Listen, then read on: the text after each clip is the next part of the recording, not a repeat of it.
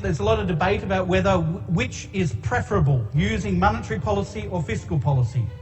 Sometimes fiscal policy is implemented for political reasons. That is because there's an election coming up and the government thinks it can implement a tax cut for this group or an increase in spending for that group, and hopefully they'll get more votes because of that. So they're not interested in the fate of the economy as a whole, they're interested in particular sections within the economy who are going to vote for them. And so they formulate a budget which is not in the national interests, but in the interests of particular sectional groups and ultimately in their own political interests. So that's a criticism of fiscal policy, which is often made. Another criticism is that there can be fiscal policy lags. That is, first, a government sees a recession is starting to occur. It recognises there's a recession, but that takes a bit of time to figure out that the recession's starting to occur. Second, it has to formulate a policy response. Third, it has to then implement the policy response. And then fourth, the implementation of that policy has to eventually have an effect. But these all take time. All of those steps take time. And it's arguable, by the time the policy eventually starts to have an effect, the recession's over. So the government implements an expansionary monetary policy, expansionary fiscal policy to stimulate the economy because the recession's coming. But by the time it eventually gets around to doing that and it starts to have an effect, the economy's already come out of the recession. So now a stimulatory fiscal policy is stimulating an already existing boom, which causes the boom to explode and leads to inflation.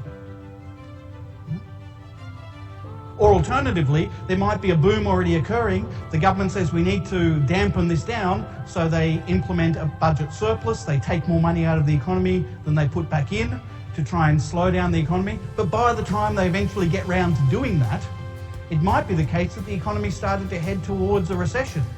So it's implementing a contractionary fiscal policy in a recession, which only makes a recession even deeper. So if there are these policy lags, then fiscal policy is disastrous. It just makes things worse, doesn't make things better. It makes booms bigger and makes recessions deeper. On the other hand, you can also argue that that's true in some sense for monetary policy as well. Monetary policy has lags also. So the Reserve Bank's got to recognise that there's inflation occurring, it's got to then meet at some point, it's then got to deliberate and decide what to do about it. It introduces the interest rate cuts. Those interest rate cuts eventually get passed on through the banking system. The businesses and households eventually react to that, and at some point in the future you start to see the effects of an interest rate cut or an interest rate rise. It doesn't happen immediately. There's a long lag for that as well. Another problem with monetary policy is that interest rates are a dull club. Fiscal policy can be very precise. A budget can target you in particular. If they really wanted to, they can write into the budget that Joe Blow will receive $1 million in their bank account on Thursday the 23rd. They can be very precise about who gets money and when they get money. And so they can be more precise about where money will be distributed and what effect it will have on the economy. Well, monetary policy, on the other hand, is just a general change in interest rates, which affects everyone who's borrowed or lent money.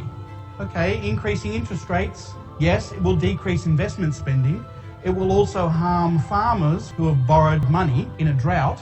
It also harms households who have borrowed money for their home loans. It'll also harm kids who have spent too much money on their credit cards. So it can affect a whole bunch of people who are not meant to be affected, but they will be clubbed with interest rates as well, even though they're not the target. Another problem with monetary policy is the pushing a string problem. That is, if interest rates get very low, if the economy's in a recession, or it's close to a recession, or it's not growing quickly, and interest rates are already very low, what are you going to do to stimulate the economy in terms of monetary policy?